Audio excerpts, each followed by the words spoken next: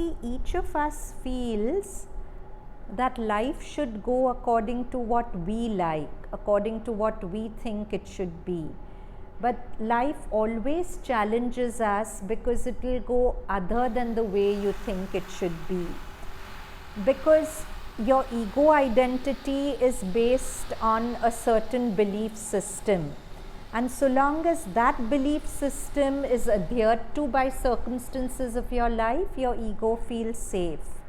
But moment circumstances contradict that belief system, your ego starts shaking. So every moment of life will shake you and shake you and shake you till you give away those beliefs. It's so beautiful. In Buddhism, there's the concept of Shoonyata, or emptiness.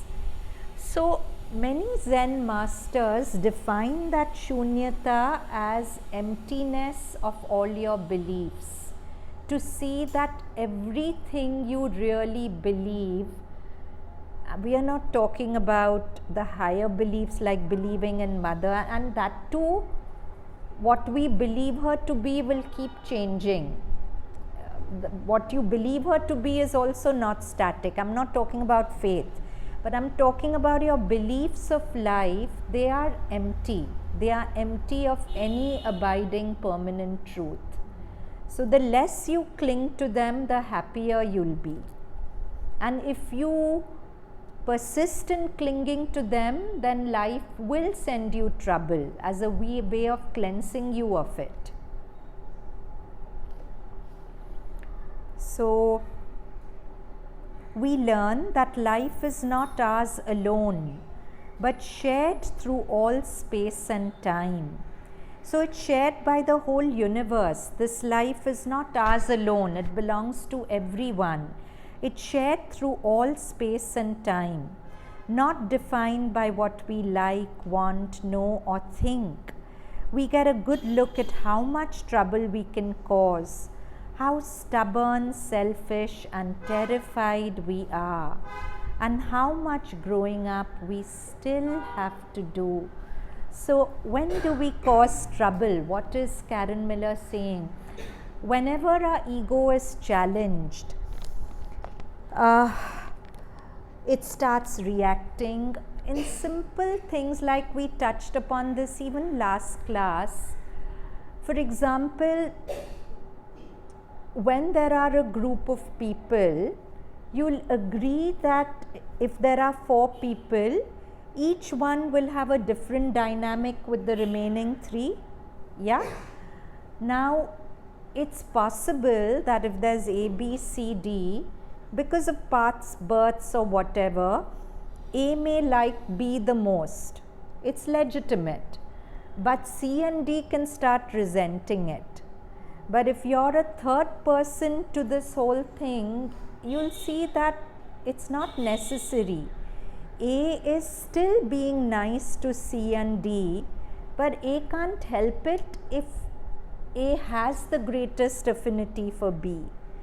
So C and D, if their ego reacts to A liking B more, they'll create a lot of unnecessary trouble, right? In the scheme of things, somewhere we'll have to accept that different human beings will have different affinities for different people. You can't be the most liked all the time. And the ego needs this. It wants to be the most liked all the time. So suppose A likes B more, and A naturally gives that little bit more attention to B, but A is being nice to C and D, but giving that little bit more attention to B, C and D start reacting. But if you are out of the situation, you find that reaction is uncalled for. A is still being very nice to them. A still holds C and D in a very special place in her or his heart. But A can't help it if A naturally likes B more, right? So I'm just giving you an example. Because of our ego, we create so much unnecessary trouble and sour so many relationships unnecessarily, and eventually C and D will have to, after a lot of trouble, they'll have to come to this acceptance that A and B have a special relationship, let them have it. But I don't have to sour my relationship with them. I also have a special relationship. I may not be the most loved by A, but I'm still loved by A. Why isn't that good enough? So that's what Karen Miller is saying, Isha. That's what Karen Miller is saying in this example, that we get a good look at how much trouble we cause, how stubborn, selfish and terrified we are. We are so terrified that A likes B more, and we are stubborn. You're doing me wrong and paying B more attention, but why not?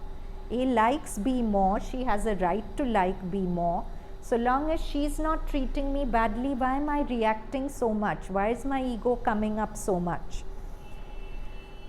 We get a good look at how much trouble we cause, how stubborn, selfish and terrified we are, how much growing up we still have to do.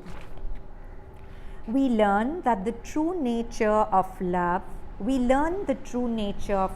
as effortless and abiding, flowing naturally and forgiving everything.